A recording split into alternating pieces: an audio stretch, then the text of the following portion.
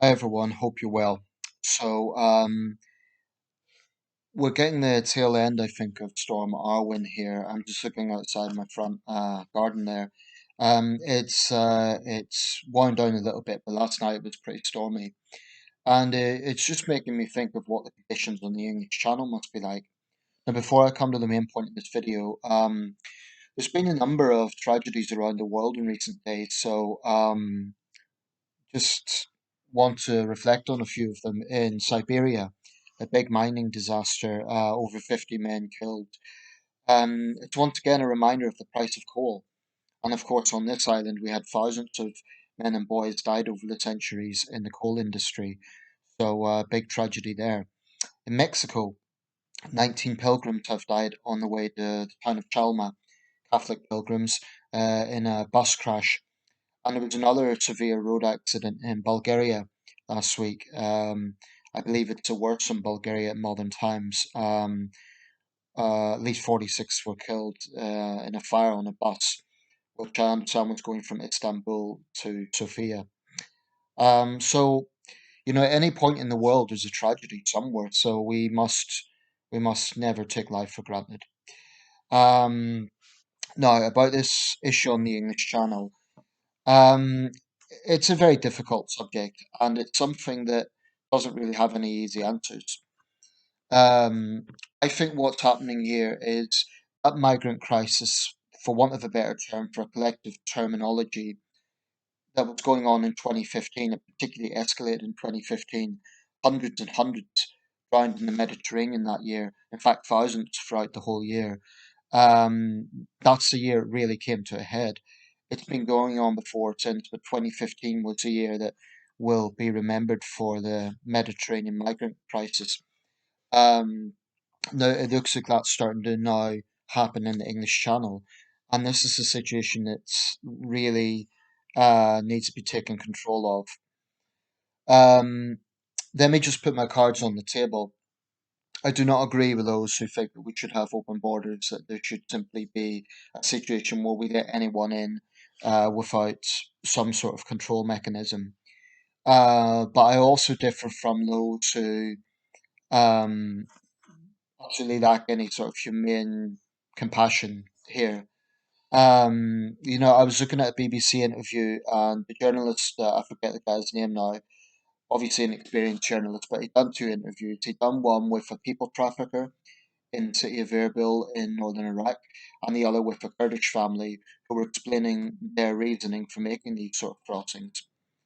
Now, before I get into that, before I get into the some of the background issues as I see them, of course, this latest tragedy is the worst in living memory, and certainly since the records began in 2004 on the English Channel, 27 dead. Um, a while back there was a man drowned, but this is a major incident. 27 deaths. I mean, imagine if that was a commercial ferry. I think of the Herald of Free Enterprise disaster and other disasters have happened on that body of water, of which there's been many over the centuries. 27 deaths. That's a major incident. Um, Boris Johnson is, of course, locked in this war of words with the French, but I have to say, I don't think the French are being particularly. I don't think the French side is going out of its way to be diplomatic in this. I mean, they're saying we need to have joint solutions and they need more help. They're asking from the EU and from Britain. But there are serious questions of the French. Why were French police officers literally watching people getting on boats and doing nothing? French need to answer to that. And my concern is we're going to end up in this sort of back and forth situation. The old English French feud, a war of words between Johnson and Macron. And meanwhile, the situation will just continue. Now, the Prime Minister has apparently issued a letter to the French proposing five proposals, and I'm going to read those out because I think they're quite reasonable. And I'm not sure why the French would have a problem with this. I think Liz Truss is going to bring them up with her French counterpart. So, the Prime Minister's 5 point plan. Number one, this was put on a link to a group that I'm in. I'm not sure what the source is, but number one, Border force officials to help patrol French beaches and nearby roads. UK could fund private security if French reject this over concerns about sovereignty. So we'll fund private security. Two, allow the UK to return migrants who cross the channel directly to France and break the business model of criminal gangs. In other words, take away power from the people traffickers. Three, border force cutters to help patrol French coastal waters. French Navy could enter UK waters on joint missions. I mean, that's very reasonable, actually allowing the French Navy to enter our waters. That's definitely reaching out. Four, UK could fund the deployment of ground sensors and radar in northern France to help detect suspicious activity on remote beaches. Prime Minister also offered to deepen intelligence sharing in the operations of smuggling gangs. And five, PM also offered to share intelligence from British surveillance over the channel to help French forces intercept smuggling operations more quickly. Um, I think those seem like reasonable points. I mean, we are going out of a way to offer something to the French side. It may well be true that they need more resources, but frankly, I think you have a problem here of two leaders who have an ego. Boris Johnson, he's a showman, he's a bit of a clown, and he turns serious issues into a joke. He hasn't done that so far with this. I think these are reasonable proposals. I think Emmanuel Macron, frankly, is egotistical. I think he likes a grandstand. He done that with the AUKUS fallout earlier this year. That is the decision by Britain, Australia, and the United States to have a joint pact. I think Macron likes to grandstand, and I do think he's quite ego driven. And I do think he's still resentful about Brexit. I mean, I'm saying this as someone who voted Remain. I'm no Brexiteer, but I do suspect that Macron, at least partly, is still resentful about that. And he's thinking, the British have brought this on themselves. Why should we help them? I think, and this is going to sound cynical, it might even sound like a conspiracy theory, which I want to avoid, but how do the French explain their police simply watching people get on boats? I think Paris needs to explain that. Um, I mean, these people are not fleeing a war zone when they're in France, and this is a point that needs to be addressed. But I've known asylum seekers. I used to go to a social club. Initially, it was for international students, but the purpose kind of changed, and a lot of refugees and asylum seekers started to go there. The communication was minimal because most of them couldn't speak very much English. But there was people from mostly men. There were some women as well. Syria, Iraq, Eritrea. Those tended to be the countries most represented. Iran. I also knew a guy from Iran, young guy, Christian, and he was fleeing persecution there. Now, this wasn't a scam. There has been cases, most recently, the attempted Liverpool terror attack, where the suspect, there is speculation, and it is only speculation at this stage, that he converted to Christianity as a way to get into the UK. The church has said that they are not deliberately misleading the immigration system. But I do think they have a responsibility to, just be wary. That if someone is a Christian, that they really are a Christian, or if they say they're converting to Christianity, it's not just to get a visa. Um, there is a responsibility to look at stuff like this. Anyway, the young guy I knew, what he went through was incredible. He'd been shot up by Turkish border police. Um, and I remember listening to him speak fluent English. Young guy, he's a film student. He's not a criminal. He's not a terrorist. There will be people in that sort of position, but the problem is when you have an influx of people, you cannot just have good intentions. You cannot just think, well, let's just let anyone in because that's the humane thing to do. We do have a right to protect our sovereignty. We do have a right to know who is coming into this country.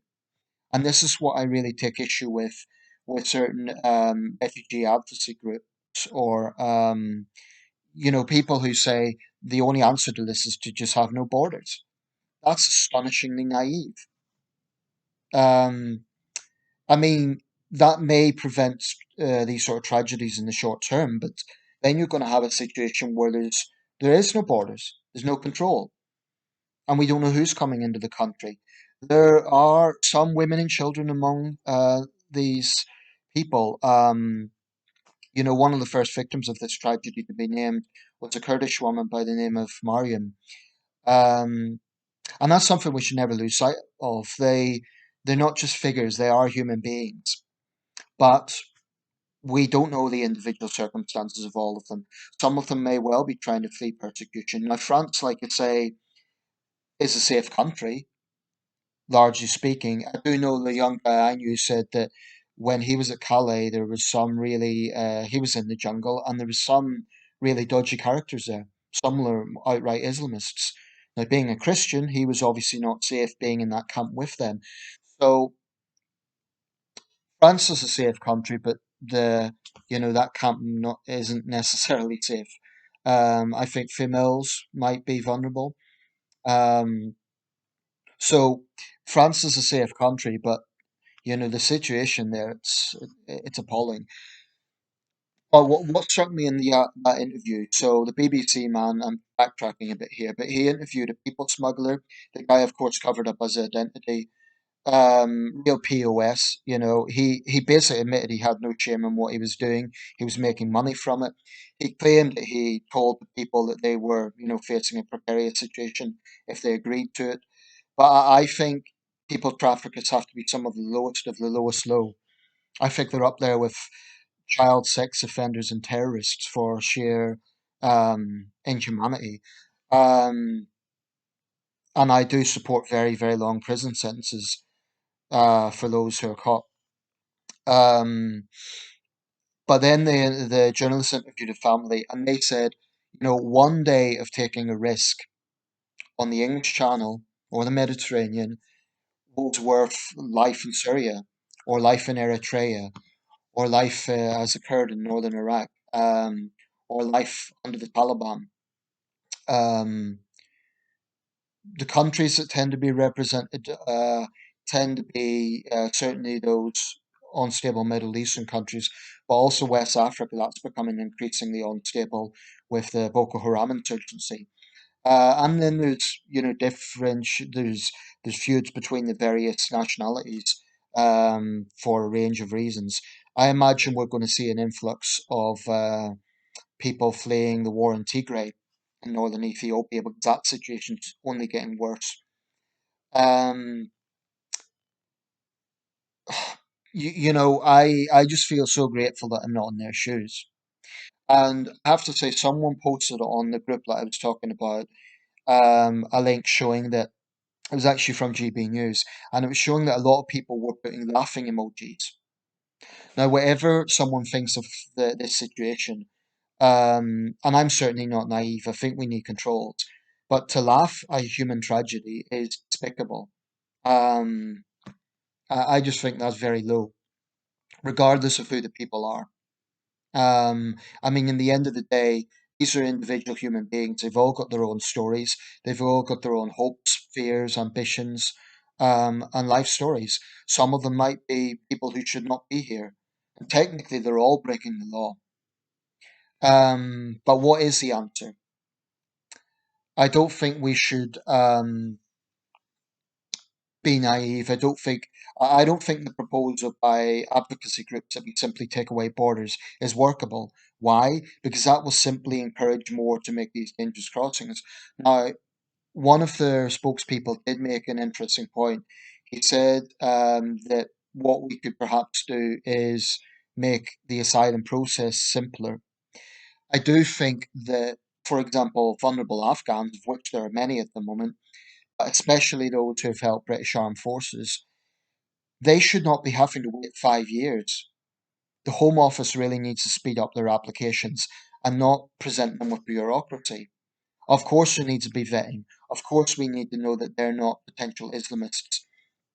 But someone who has helped the British Armed Forces, either as a translator or in another capacity, who has risked their life for the British Armed Forces, it would be a betrayal to say, oh, well, sorry, but, best of luck and we'll leave you to the mercy of the Taliban.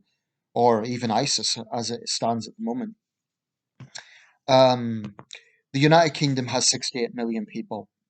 We are a densely populated urban society, so we have to have limits. We just have to. This is a question of practicality, not being inhumane. We simply cannot have a situation where everyone in the world who is persecuted or facing hardship can come into the country. We simply, even as a wealthy country, even as the world's sixth biggest economy, we have our own issues to deal with. We've just gone through a pandemic. You know, um, this country has no shortage of issues. And whilst it's not comparable to a country like Syria or Eritrea or Mali or you name it, every country has challenges. And we have to be hard headed about this. But at the same time, the RNLI has defended their saving of lives at sea. And I support them because that's what they do. I don't agree with this idea they're encouraging it. All they're doing is saving lives. They're not encouraging the crossings. Um, there is an idea that we would transport these people to a third country. Albania has been proposed. That could be an interesting idea. How effective it is, I don't know. And what would the Albanians think of that? Of course, 30 years ago, they were the ones who were refugees fleeing the disintegration of the Balkans. Um, and then, of course, there's the situation between Poland and Belarus. Um, and we can see this around the world. The US Mexico border, um, Southeast Asia, the Rohingya crisis. I just feel so grateful that I have a nationality, that I have a roof over my head, and that I have a relatively stable life. Um, but as much as this is a human tragedy, and I have profound sympathy for those involved, we do need to be hard headed, unfortunately. If we take a situation where I understand most of the survivors went to the French side because it happened more closer to the French side. But if we allow a situation where we say, okay, we're going to let people in for humane reasons, when would it end? This world has no shortage of problems. This world has no shortage of conflicts, persecution, human rights abuses. So if we say, okay, we'll let anyone in for humane reasons, where does it end? Where does it end? And those people who have this very utopian vision, let's just help everyone, what do they propose in terms of resources? We don't have the resources to help everyone. I'm not sure any country does. And the UK doesn't even take the bulk. I mean, countries like Turkey, Pakistan, they have a huge influx of refugees from neighbouring, in the case of Pakistan, Afghans. And they have plenty of problems of their own. So, in the scheme of things, Britain isn't even, we're not necessarily taking the bulk that some would suggest that we are. But that doesn't mean that we don't have a challenge because we're a densely populated country. It's a very difficult situation. I mean, I sort of think of, the position of the RNLI or the Navy. Um, Morally, could you watch a boat full of people just let it, sink and do nothing? Would that be a deterrent? Because, the people who are doing this have said themselves they're prepared to take the challenges. Uh, I remember 2 years ago that disaster in Essex, the lorry, which was mostly full of Vietnamese people. Now, I wonder what the differences are in this case. In the case of Vietnam, that's more likely to be about economic opportunities. There's no conflict at the moment in Vietnam. It is a single party communist state. But I wonder how does that differ versus this situation? In this situation, the people know there are risks. They must have some idea at this point that the people who, they're giving money to are bad people, are criminals. I'm not sure that it's a case that they're just very naive. I think they're sort of reckoning, well, it's better to work with these bad people and take this risk rather than stay in a country like Syria or be a Kurd in Iraq or be a young man in Eritrea where you're in a situation of forced conscription for life, for life. I've heard people talk about that situation, but there's a huge difference between doing national service in a country like Germany or Israel versus Eritrea, which is one of the world's most brutal dictatorships. Certainly, addressing the root causes, i.e., addressing the conflicts that are going on the ground, would help to ease this problem. But look at a country like Ethiopia. Addis Ababa has put in barriers to outside observers.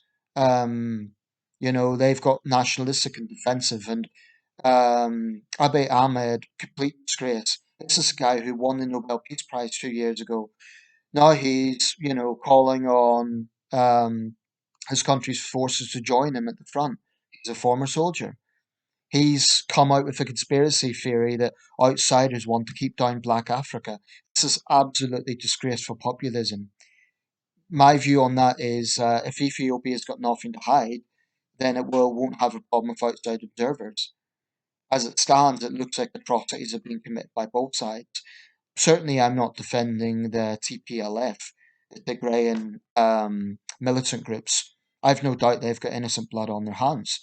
But Ethiopia is supposed to be the professional army. It's supposed to be the nation state. So I think Abiy Ahmed is a disgrace, and I think his Nobel Prize should be rescinded. Um,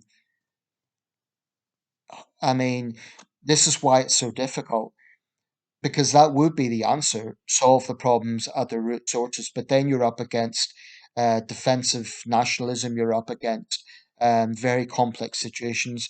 You're up against very complex conflicts. Sadly, there is no easy answer to this.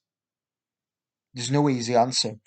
I think probably at the moment we need to find some sort of deterrent, and we need to work with the French to do that. But I think these proposals are more than reasonable, and I think it's pretty disgraceful, frankly, for Macron to grandstand the way he's doing. Um, because there's no denying that French police looked at those people getting on the boat and done nothing. How do they explain that? And I think Liz Truss and Boris Johnson should push the French on that. Why? How do they explain that? I mean, they can't deny it. Um, Meanwhile, we can offer them resources if they need it, but French need to work with us. They cannot be playing games as some sort of rebuke for Brexit. I mean, I don't want to say that, but I'm just wondering what other reason is there for it? Why are the French being so obstinate about this? And for, the people who are making the crossings, there needs to be some sort of way to deter them. A, because their lives are being put at risk, including children, but also because we simply cannot take everyone. And my concern is if you have a situation where, you kind of encourage people to come by offering no deterrent, by just helping them, and then, where does it end? It'll be this constant influx of people. And we're a small country. We simply cannot take everyone. Yeah, and even allowing for the fact that, Britain isn't taking the sort of volume of people that Turkey or Pakistan is. We're a small country, smaller than those countries. It's just, um, I don't know. There's no easy answers. Let me know your thoughts. But it's definitely one of the hardest things that leaders have to face. And I wouldn't like to be in Pretty Patel's shoes. Because on one hand, she's going to get criticised by conservatives for letting down the manifesto promises. On the other hand, she's going to face pressure from advocacy groups. I mean, obviously, I think they're very naive and I think they're wrong. But I think, unfortunately, we'll have to be more hard-headed about this. I think if we have a situation where boats are close to the Kent coast, morally, we can't just let people drown. I don't think we could do that. But I think we have to prioritize acting as a deterrent. I think save them, but don't let them stay here. Save them and then bring them back to straight back to France or to a third country. I think that would be a deterrent. If they have made that dangerous crossing and they feel, oh, we're going to Britain, but then they're told, well, you've done this illegally. You've put your lives at risk. I'm sorry, but you can't stay here. Then bring them back to a safe country. I think the proposal for a third country might be a viable one. I know the Australians do something like that. They have a, I think it's Christmas Island, where they process people. It's not ideal, but the truth is, there's no ideal solution to this. And then the Albanians might resent that. There's no easy answers. Let me know your thoughts if you could think of anything else.